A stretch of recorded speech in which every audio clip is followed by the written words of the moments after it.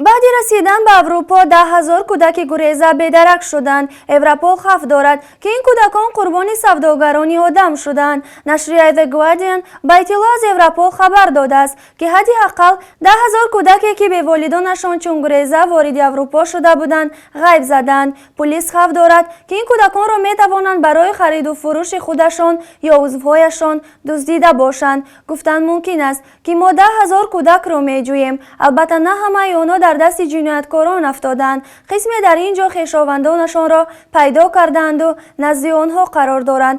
Аммо мо намедонем онҳо дар куҷоянд, бо киянд ва ба чӣ кор машғуланд, гуфтааст роҳбари садороти Европол Брайан Доналд.